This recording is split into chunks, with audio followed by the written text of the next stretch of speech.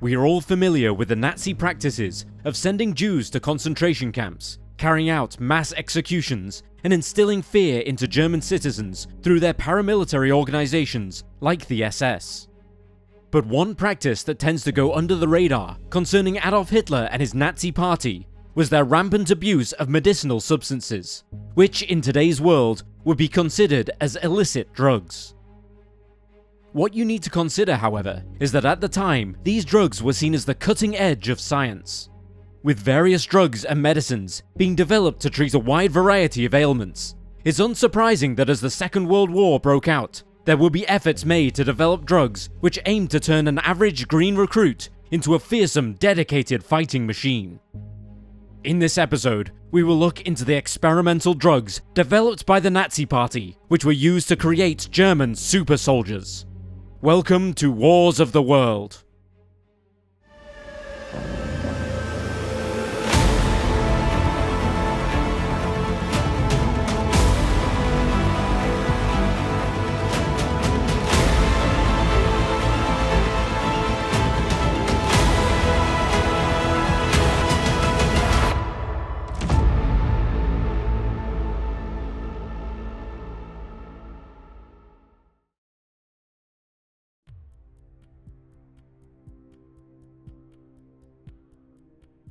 The drug Pervitin, described as being a pill form of methamphetamine, was developed by Berlin-based pharmaceutical company Temmler and introduced to the market in 1938, where it was briefly sold over the counter.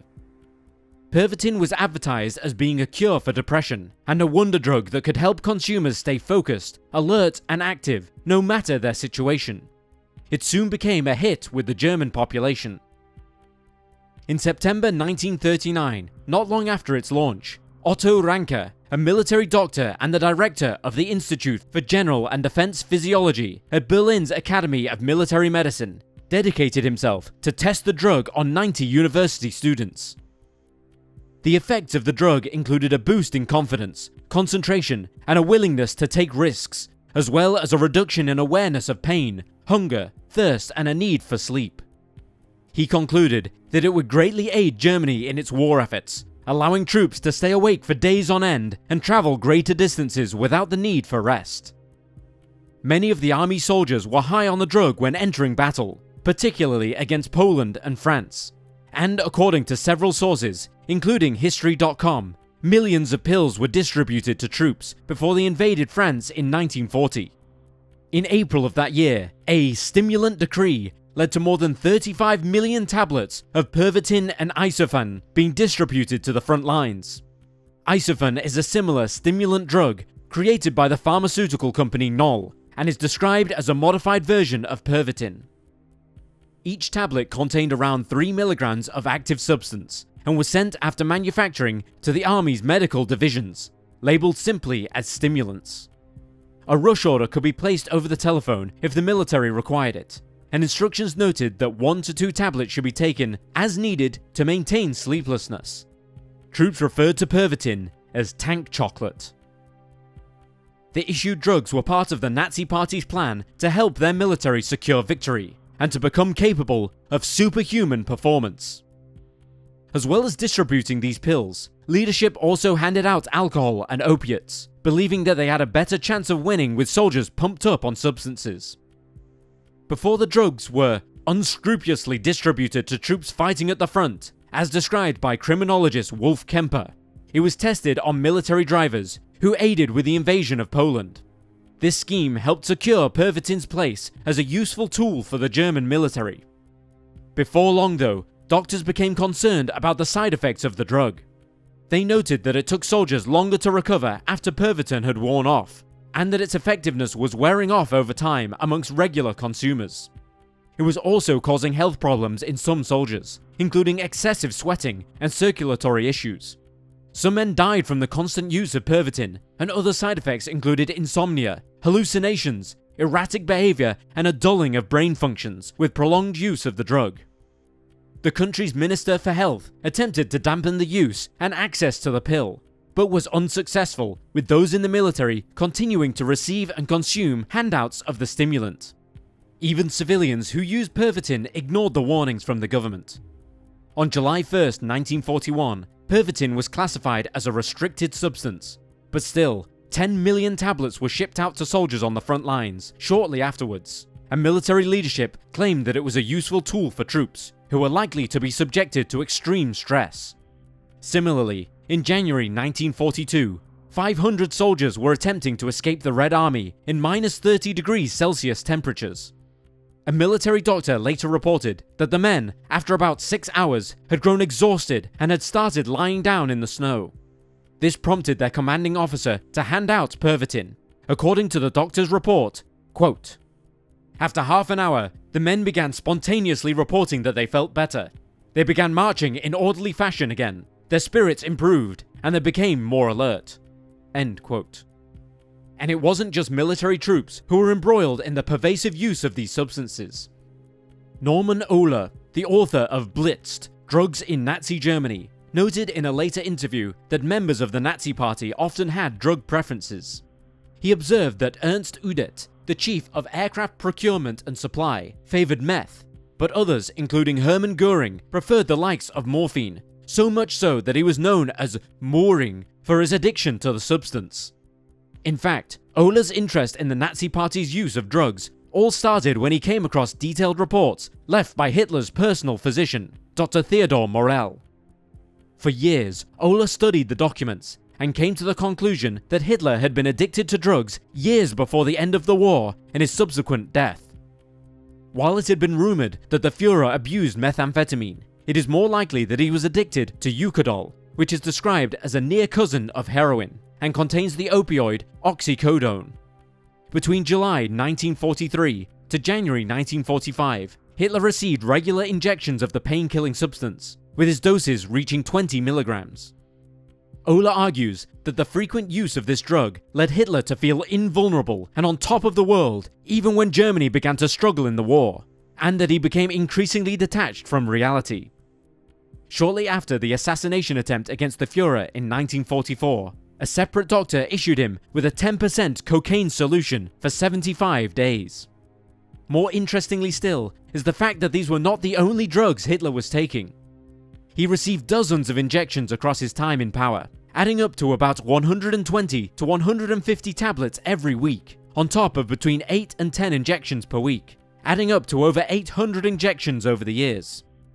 All of this is particularly notable when you discover how anti-drug Hitler was at the beginning of his political career. During the 1920s, he particularly hated cocaine, referring to it as the devil's stuff. Ohler concluded that in 1945, before he took his own life, Hitler was likely suffering from withdrawal symptoms due to a lack of access to Eucodol. Morell, for his part, benefited from his partnership with the Führer, which lasted almost a decade. During this time, he was able to connect with high-ranking members of the Nazi Party, as well as others of high status, and these individuals soon became his wealthy clients. His letterhead described him as the Führer's personal physician, and he even took over a formerly Jewish-owned business, which he used to create vitamin and hormone remedies, which he prescribed as he saw fit.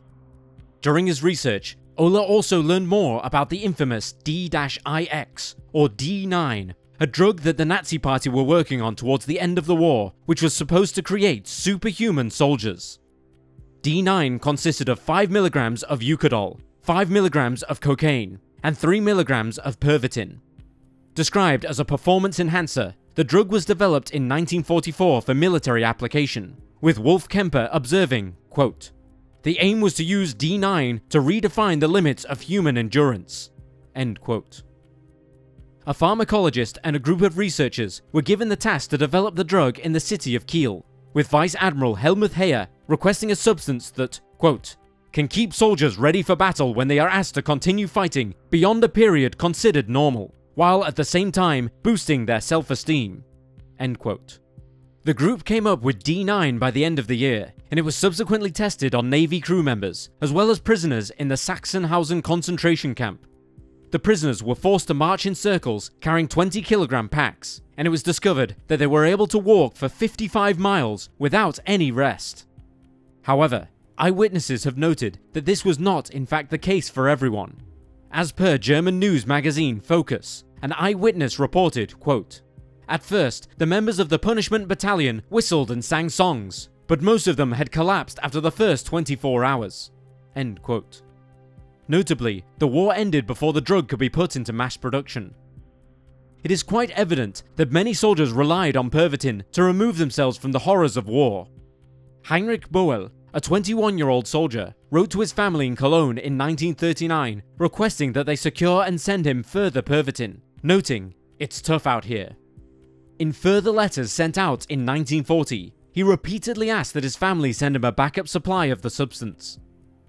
Notably, Heinrich would become a famous writer after leaving the military, and in 1972, he would become the first German to be awarded the Nobel Prize for Literature in the post-war period. As well as self-medicating with drugs, troops on the front lines also relied heavily on alcohol.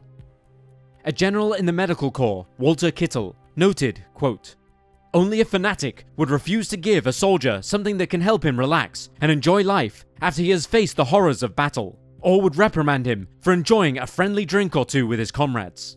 End quote.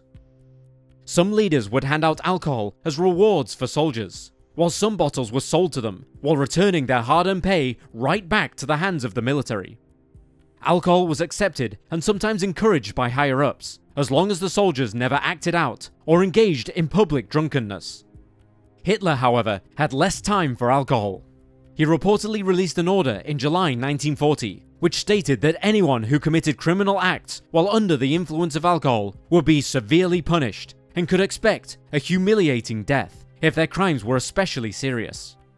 But despite his attempts to keep the troops in line, just 1 year later, the commander-in-chief of the German military reported that his troops were carrying out the most serious infractions of morality and discipline. Their disruptive behaviors included breaking into fights, mistreating subordinates, committing violent offenses against senior officers, and crimes involving unnatural sexual acts. This led to the conclusion that alcohol was the root cause of the problem. According to a report from the Spiegel, 705 soldiers between September 1939 and April 1944 died due to reasons involving alcohol. Although they note that the real statistics are likely higher, as many accidents and suicides were not included in the figures. Those believed to be suffering from drug or alcohol addiction were sent to attend treatment at special facilities. Once in prison there, they would be evaluated and could be subjected to forced sterilization and euthanasia. As well as alcohol, morphine also became a tool for self-medication. The medical staff during the war were not exempt from the terrors faced by members of the military, and by 1945, 4 times as many military doctors were addicted to morphine than at the beginning of the war. One medical officer, Franz Wertheim, wrote in 1940 about the way doctors self-medicated, quote, "To help pass the time, we doctors experimented on ourselves. We would begin the day by drinking a water glass of cognac and taking 2 injections of morphine. We found cocaine to be useful at midday, and in the evening we would occasionally take Yoskin. As a result, we were not always fully in command of our senses." End quote. To try and prevent any major issues with those struggling with morphine addiction, the military decided that addicts should be recorded and reported to the district medical board, where they would be admitted for rehab or legally provided with morphine in an attempt to stave off withdrawal symptoms and criminal behavior. The Spiegel notes that there's a possibility that alcoholics were treated worse than drug addicts because the German military was concerned about the fact that it was responsible for allowing troops access to the drugs they became so addicted to. It's also worth noting that the Germans were not the only ones who supplied their soldiers with drugs. In fact, it seems to have been a fairly common practice over the years. During the Vietnam War, US soldiers were prescribed dextroamphetamine, while in the Second World War, the British and US militaries were supplied with amphetamines, and Japanese troops were given methamphetamines. Still, in the decades since, militaries and governments have been largely criticized for their handling of drugs and the resulting addicted soldiers. During the 1940s, no one was interested in studying the risks of taking such substances, and the side effects were not well researched. World War II historian James Holland noted, quote, "What you don't see is what to do with people once they become hooked. That's something that had to be learned the hard way in the years that followed. The full extent of addiction and how harmful they can be was not properly understood. At the end of the war, there was very little help offered for those people who became addicted.